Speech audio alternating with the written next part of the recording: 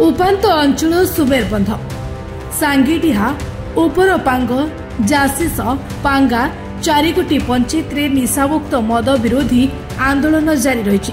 सरपंच सुशीला कहरक नेतृत्व में गाँ गाँव में सचेतनता रैली कर मद बिक्री बंद करने तागिद करने महिला माने घरे घरे पशि मद बोतल भांगी आंदोलन को तीव्रतर करने निशामुक्त फ्लाकार्ड धरी रैली कर 50 लिटर रु अधिक देशी मद ता सहित महुल पुच विदेशी मद बीजेपी मंडल सभापति घर स्वयं हाइका गोष्ठी महिला माने देशी और विदेशी मद उद्धार कर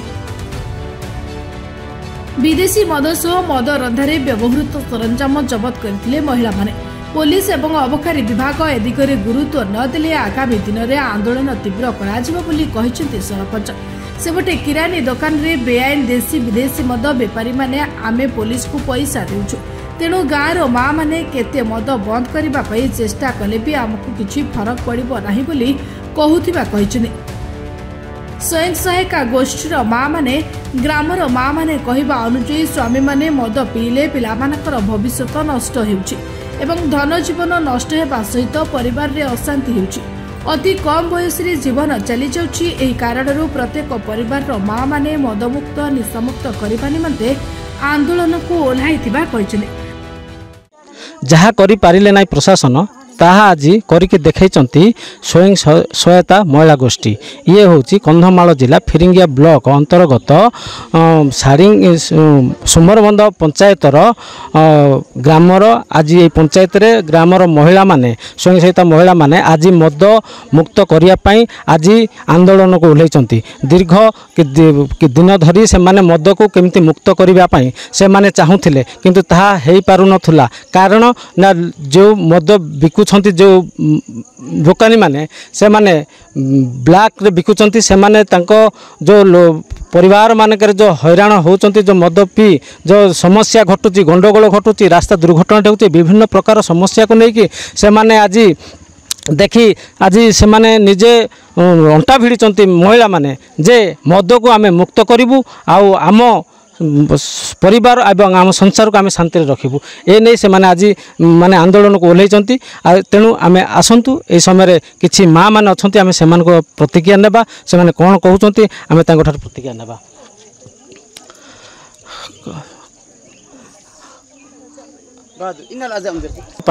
आज राज रास्ता एवं पंचायतर प्रत्येक दुकान मान को जाइए आपण माने मद जबत करिसंती जे विषय आपण माने कोन कहबे।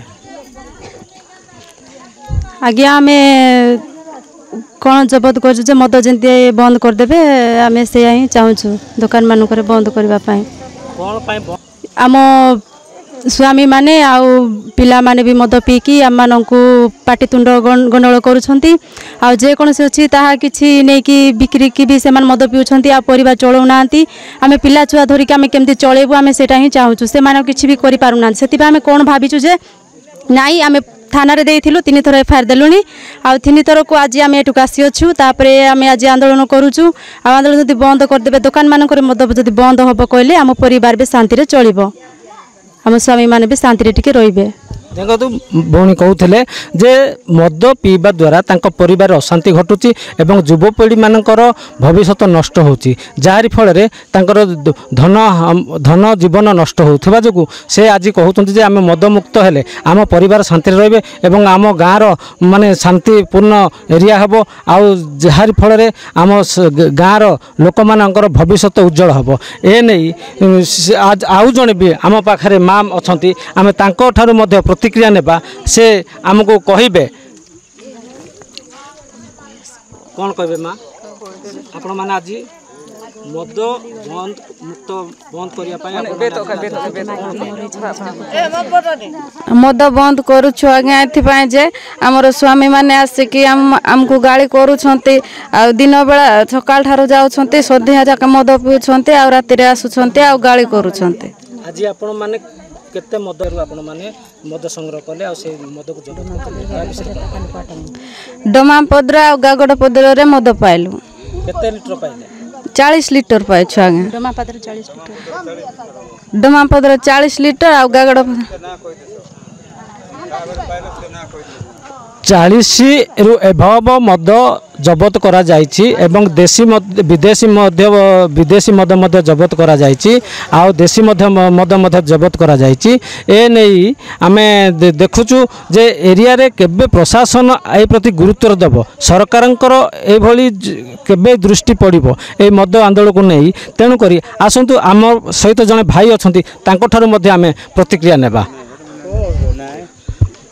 ସାର୍ କ'ଣ କହିବେ ଆପଣଙ୍କ ଏରିଆରେ ମଦ ମୁକ୍ତ କରିବା ପାଇଁ ଆପଣମାନେ ଏବଂ ଆପଣଙ୍କ ଏରିଆର ଯେଉଁ ମହିଳାମାନେ ଆଜି ଅଣ୍ଟା ଭିଡ଼ିଛନ୍ତି ସେ ବିଷୟରେ ଆପଣ କ'ଣ କହିବାକୁ ଚାହୁଁଛନ୍ତି?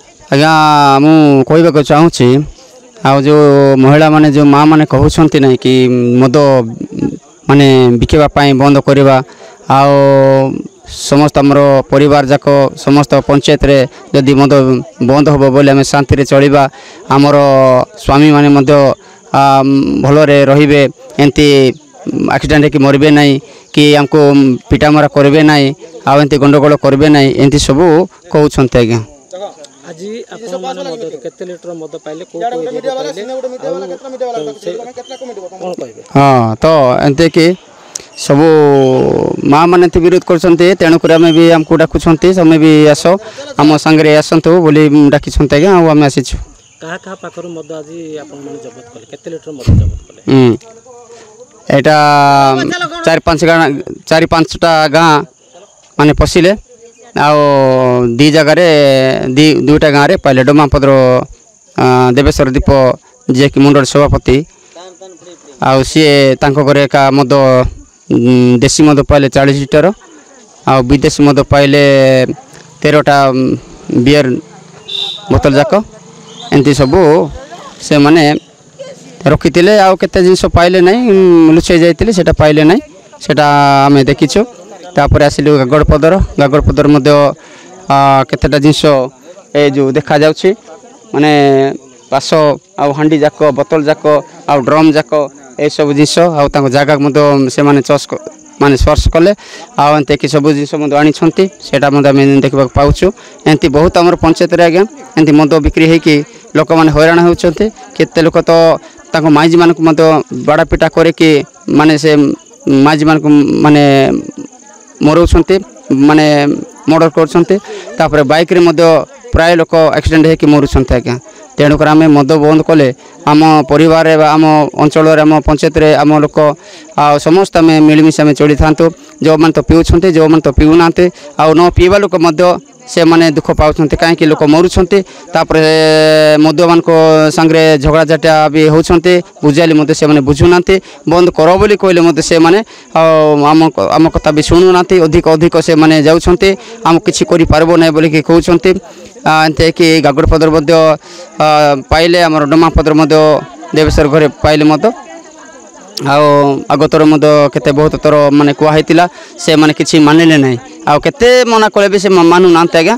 ଆଉ ଆମେ ତ ମାନେ ଆମର ଟଙ୍କା ଅଛି, ଆମେ ବଡ଼ ଲୋକ, ଆମେ ମାନେ ମୁଁ ମଣ୍ଡଳୀ ସଭାପତି, ବିଜେପି ସରକାର ସବୁଆଡ଼େ ଅଛି, ଆଉ ମୋତେ କିଛି କରିପାରିବ ନାହିଁ ବୋଲିକି ସେମାନେ ମାନେ ଦେବେଶ୍ୱର ଦୀପ କହୁଛନ୍ତି ଆଜ୍ଞା। ଏଇ ବିଷୟ ସତ, ଆମେ ସବୁ ଗାଁ ଲୋକ ମଧ୍ୟ ବାରମ୍ବାର କହୁଛୁ ଆଉ ସେମାନେ କିଛି ଶୁଣୁନାହାନ୍ତି, କାରଣ ତାଙ୍କ ପକ୍ଷରେ ମଧ୍ୟ ଅନେକ ଲୋକ ସାମିଲ ଅଛନ୍ତି ଆଉ ସେ ଅନୁସାରେ ସେ ବେଶୀ ସେ ମାନେ କିଛି ଡରୁନାହାନ୍ତି ଏଇ କାମ କରିବାକୁ।